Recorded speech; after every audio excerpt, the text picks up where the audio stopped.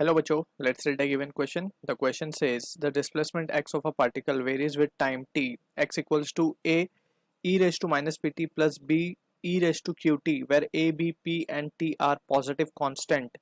The velocity of the particle will. Option A given है, go on increasing with time. Option B, be independent of p and q. Option C given है, drop to zero when p equals to q. Option D, go on decreasing with time. So for this question, जो key concept we need to understand is the concept of velocity. So velocity basically जब हम बात करते हैं तो velocity is nothing but the rate of change of displacement, that is dx bar by dt bar, हम इसको लिख सकते हैं dx bar by dt basically. अब यहाँ पे we need to check कि whether velocity increase हो रही है टाइम के साथ, decrease हो रही है, या फिर given condition पे हमें p और q से भी check करना है उसको relate करके कि velocity के साथ क्या हो रहा है. तो यहाँ पे सबसे पहले तो हमें displacement का equation given है तो उसको हम लिख लेते हैं. Displacement is given as x is equals to a e raised to minus pt plus b e raised to minus qt plus qt है, सॉरी, ठीक है, ये इक्वेशन गिवन है. अब हम वेलोसिटी को पहले निकाल लेते हैं यहाँ से. तो वेलोसिटी निकालने के लिए just we need to differentiate it with respect to time.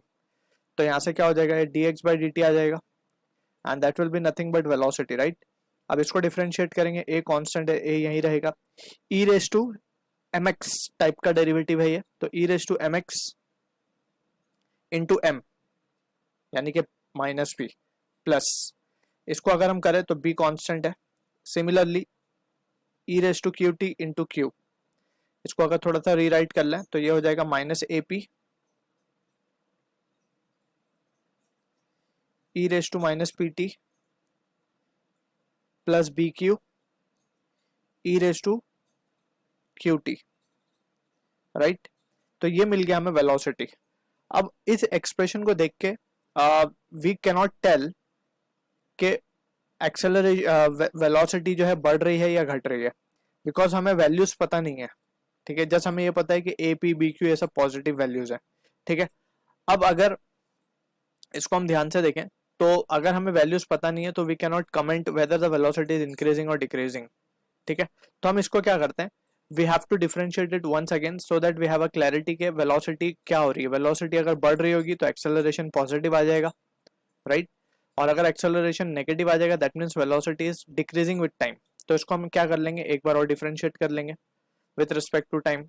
तो differentiating again with respect to time, क्योंकि हमें पता है वेलोसिटी का जो डिफरेंशिएशन है with respect to time is acceleration, that is dv by dt.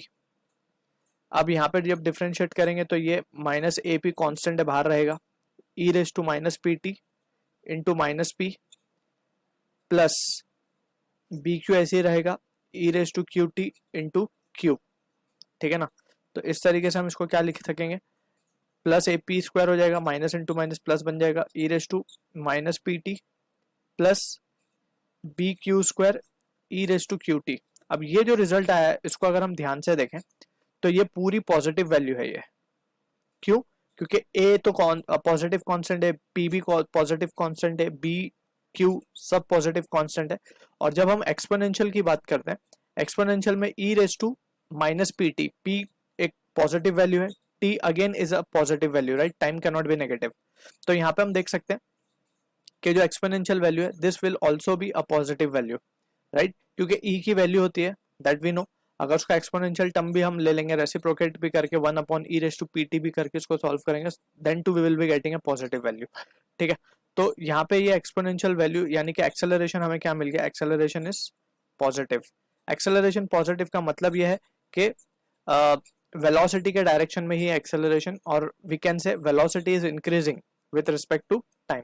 So this indicates velocity will और velocity is increasing with time. तो हमारा ऑप्शन ए को अगर हम देखें तो बोला गया goes on increasing with time, so option A correct है हमारा. अब हमें बोला गया बी इंडिपेंडेंट ऑफ पी और क्यू, नहीं, तो पी पे भी डिपेंड कर रही है वो, क्यू पे भी डिपेंड कर रही है. अब वो कितनी ज्यादा बढ़ेगी कितनी कम बढ़ेगी that will be dependent on the values of p and q. तो it is not independent, so this can be discarded. Drop to zero, अगर हम पी और क्यू को इक्वल कर दें तो जीरो हो जाएगी क्या, नहीं होगी वेलोसिटी, ठीक है ना. वेलोसिटी के टर्म से भी हम चेक कर सकते हैं इसको, नहीं होगी ये जीरो. ऑप्शन डी में बोला गया decreasing with time, so this is again incorrect. So option A is the answer for the question. I hope you understood the solution. All the best.